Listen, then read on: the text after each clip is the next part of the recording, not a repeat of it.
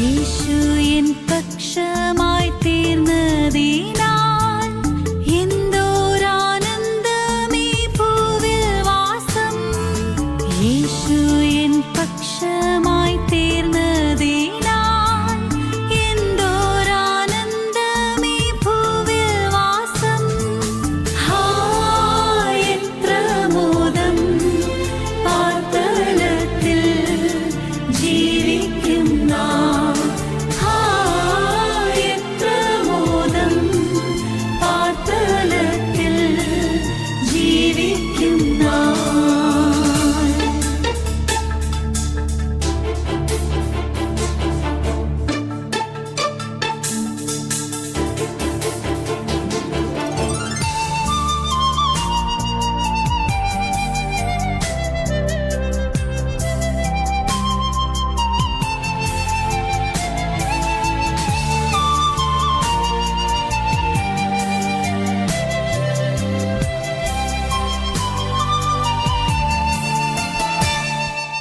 ലോകം വെറുത്തവരേശുവോട് ചേർന്നിരുന്നെപ്പോഴും ആശ്വസിക്കും. ലോകം വെറുത്തവരേശുവോട് ചേർന്നിരുന്നെപ്പോഴും ആശ്വസിക്കും. ഭാഗ്യകനായി ചേരും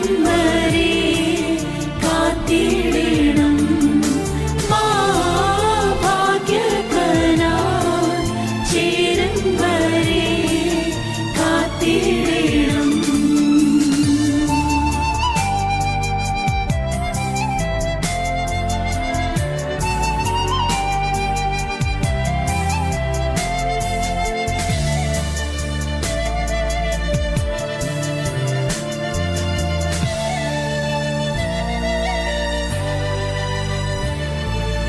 ഈ ലോകമാക്ഷേപം ചൊല്ലിയാലും ദുഷ്ടർ പരിഹാസമോദിയാലും, ഈ ലോകമാക്ഷേപം ചൊല്ലിയാലും ദുഷ്ടർ പരിഹാസമോദിയാലും, എൻ പ്രാണനാഥൻ പോയതായ പാദമതി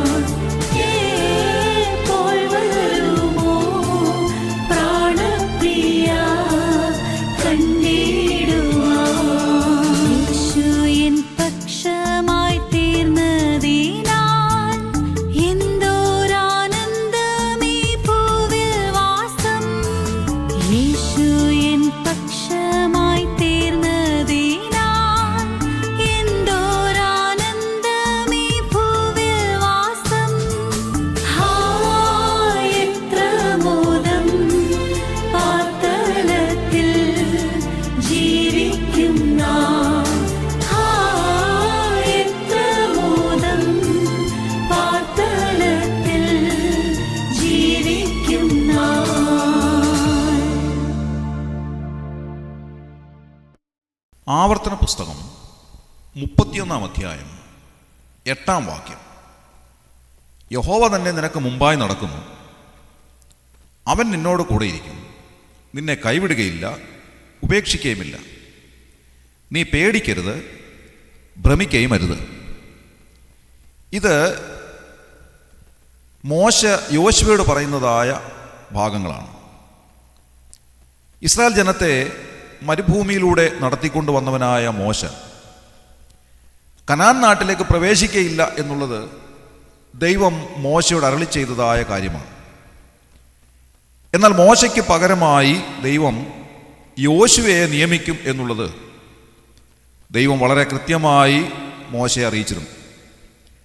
അതിൻ പ്രകാരം യോശുവ എന്താണ് ചെയ്യേണ്ടുന്നത്, ഈ ജനത്തെ എങ്ങനെയാണ് നയിച്ചുകൊണ്ട് പോകേണ്ടുന്നത് എന്നിത്യാദി കാര്യങ്ങൾ വളരെ വിശദമായി യോശുവയോട് മോശ സംസാരിച്ചിരുന്നു. അതോടുള്ള ബന്ധത്തിലാണ് മോശ ഈ കാര്യങ്ങൾ പ്രസ്താവിക്കുന്നത്. യോശുവയോട് പറയുകയാണ്, യഹോവ തന്നെ നിനക്ക് മുമ്പായി നടക്കുന്നു, അവൻ നിന്നോട് കൂടെ ഇരിക്കും, നിന്നെ കൈവിടുകയില്ല, ഉപേക്ഷിക്കുകയുമില്ല. നീ പേടിക്കരുത്, ഭ്രമിക്കുകയും അരുത്.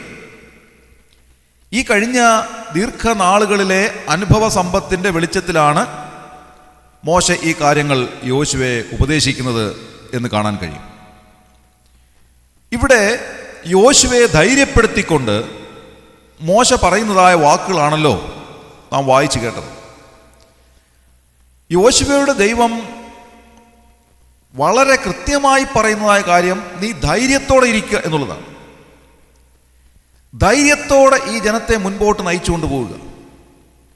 അതിനാധാരമായി മോശ പറയുന്നതായ കാര്യം യഹോവ തന്നെ നിനക്ക് മുമ്പായി നടക്കുന്നു എന്നുള്ളതാണ്.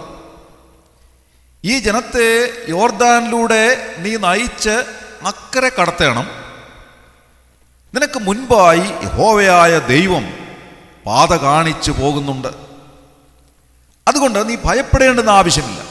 ധൈര്യത്തോടെ ഈ ജനത്തെയും കൊണ്ട് നിനക്ക് കനാൻ നാട്ടിലേക്ക് പ്രവേശിക്കുവാൻ സാധിക്കും. ഏതൊരു കാര്യത്തിൻ്റെയും മുൻപിൽ പോകുന്നതായ വ്യക്തി ആരാണ്, അല്ലെങ്കിൽ വ്യക്തികൾ ആരാണ്, അതിനെ അനുസരിച്ചാണല്ലോ ആ കാര്യങ്ങളുടെ പ്രാധാന്യം ഇരിക്കുന്നത്. നമുക്കറിയാം, നമ്മുടെ നാട്ടിൽ രാഷ്ട്രീയ പാർട്ടികൾ അനേക ജാഥകൾ സംഘടിപ്പിക്കാറുണ്ട്. അതിൻ്റെ മുൻനിരയിൽ നിൽക്കുന്നത് അതിൻ്റെ ഏറ്റവും ടോപ്പ് ലീഡേഴ്സാണ്. അവരാണ് ആ ജാഥയെ നയിച്ചു കൊണ്ടുപോകുന്നത്. അതുകൊണ്ട് അണികൾക്ക് വലിയ ആവേശമായിരിക്കും. ഏതൊരു കാര്യത്തിൻ്റെയും മുൻപിൽ നിൽക്കുന്ന വ്യക്തി ആരാണോ അതിനനുസരണമായിട്ടാണ് ആ കാര്യങ്ങൾ ഭംഗിയായി നിറവേറ്റപ്പെടുന്നത്.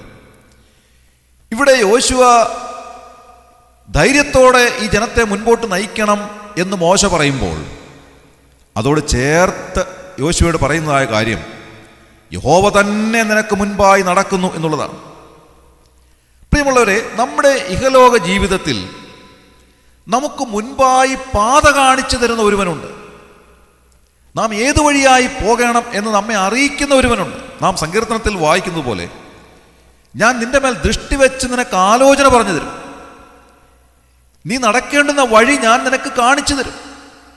ദൈവം നമ്മെ ഉപദേശിച്ച് നടക്കേണ്ടുന്നതായ വഴി നമുക്ക് കാണിച്ചു തരുന്നു.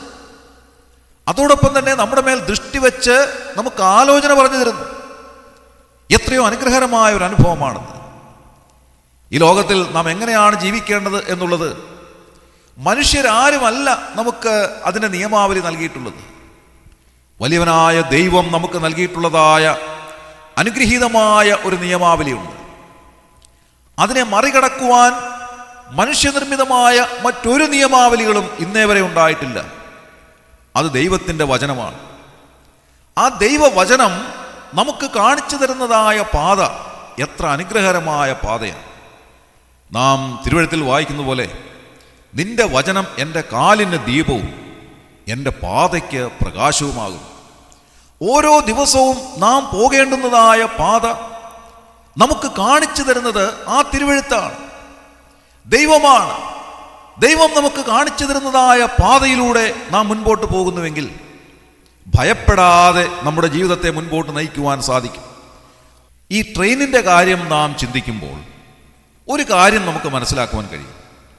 അതിൻ്റെ എൻജിൻ ഡ്രൈവർ അല്ല വാസ്തവത്തിൽ തീരുമാനിക്കുന്നത് ഏത് ട്രാക്കിലൂടെ പോകണം എന്നുള്ളത്. അത് തീരുമാനിക്കുന്നത് സ്റ്റേഷൻ മാസ്റ്ററാണ്. സ്റ്റേഷൻ മാസ്റ്ററാണ് പാത ഒരുക്കി കൊടുക്കുന്നത്. എൻജിൻ ഡ്രൈവർ സിഗ്നൽ അനുസരിച്ച് ആ ട്രെയിനിനെ മുൻപോട്ട് നയിക്കുകയോ അതിൻ്റെ വേഗത കുറയ്ക്കുകയോ നിർത്തിയിടുകയോ ഒക്കെ ചെയ്യുന്നു എന്ന് മാത്രമേ ഉള്ളൂ. ഒരു സ്റ്റേഷനിലേക്ക് ട്രെയിൻ കയറി വരുമ്പോൾ ഏത് പാതയിലൂടെ അത് കടന്നു വരണം എന്നുള്ളത് തീരുമാനിക്കുന്നത് ആ സ്റ്റേഷൻ മാസ്റ്ററാണ്.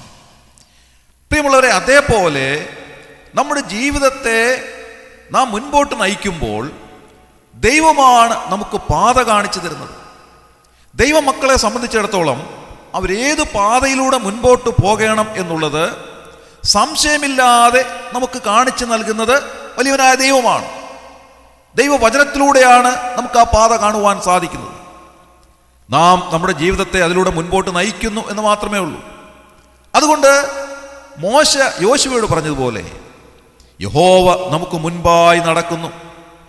നമ്മുടെ ജീവിതത്തിൻ്റെ ഓരോ ആവശ്യങ്ങളുടെ മുഖത്തും വലിയവനായ ദൈവം നമുക്ക് മുൻപായി പോകുന്നത് കൊണ്ട് ഭയപ്പെടേണ്ടുന്നതായ കാര്യമില്ല. അതിഭയങ്കരമായ പർവ്വത നിരകൾ നമ്മുടെ മുൻപാകെ വരുമ്പോൾ, പർവ്വത സമാനമായ പ്രശ്നങ്ങൾ നമ്മുടെ മുൻപാകെ വരുമ്പോൾ അതിനെ സമഭൂമിയാക്കി തരുവാൻ കഴിവുള്ള ഒരുവൻ നമ്മുടെ മുൻപിലുണ്ട്. അതുകൊണ്ട് ഭയപ്പെടാതെ മുൻപോട്ട് ജീവിക്കുവാൻ നമുക്ക് സാധിക്കും.